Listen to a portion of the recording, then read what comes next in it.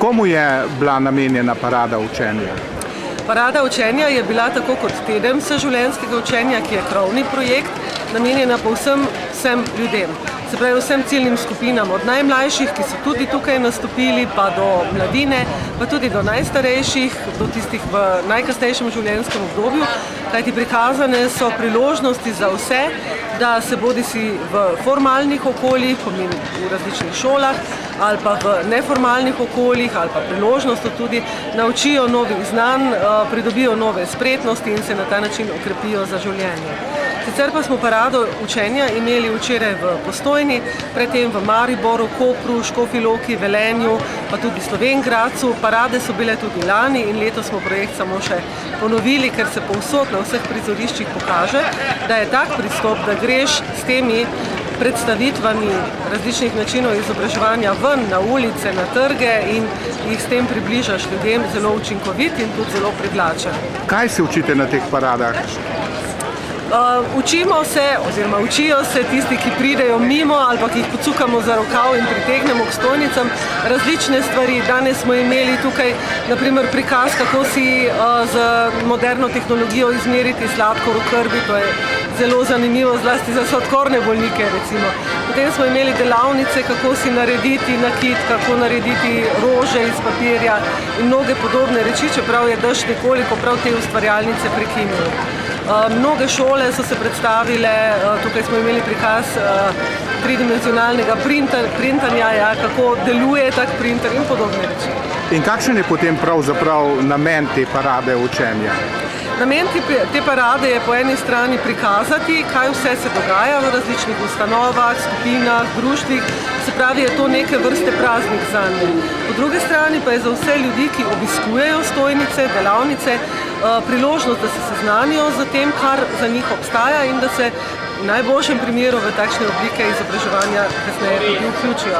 To pomeni, da gre za neko obliko medgeneracijskega učenja? Vsekakor, zato ker, kot sem že prej rekla, so tukaj prisotni otroci, so odrasli, so starejši, so mlajši in vsi z roko v roki spoznavajo nove stvari. Poteka pa to po celi Sloveniji?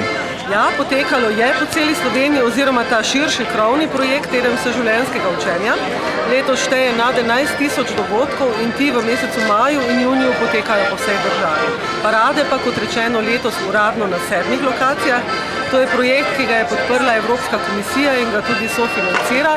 Tako da, če bomo želeli parade ponavljati, bomo pač morali najti lastne vire, ampak tako kot se zdaj zdi, je povsod veliko navdušenja, veliko pripravljenosti sodelovati, pa morda tudi sofinancirati takšne nastope. Je bila današnja parada učenja v Ljubljani zaključna ali bodo še kje drugje?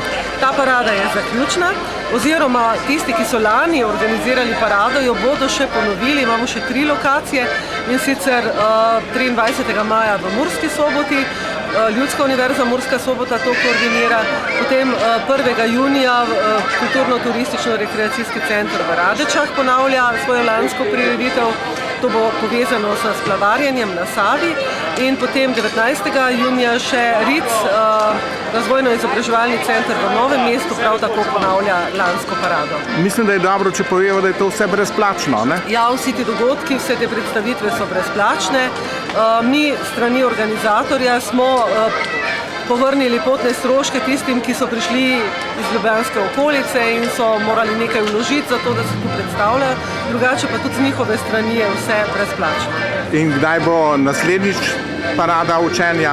Ja, mi upamo, da že kar v naslednjem letu. Evropski komisiji smo prijavili nov projekt in zaprosili za financiranje še 3. serije parad učenja. S tem bi bila nekako vsa Slovenija, vsa večja mesta v državi pokrita s temi dogodki in kot rečeno, če se bo to v bodoče še dogajalo s pomočjo domačih, nacionalnih finančnih sredstev, potem bo to postal tak stalen sestavni del tedna vseživljenjskega učenja. To, kar ste sedaj povedali, v nekem smislu so načrti za naprej. Tako je, ja. In mi imamo ideje, vizijo, da resnično približamo učenje ljudem, da je čim več Slovencev vključenih v različne oblike izobraževanja, kajti s tem ljudi pripravljamo za, kaj bi rekla, nenehno spreminjajoče se razmere na trgu delovne sile, pa v življenju nasploh. Hvala lepa. Prosim.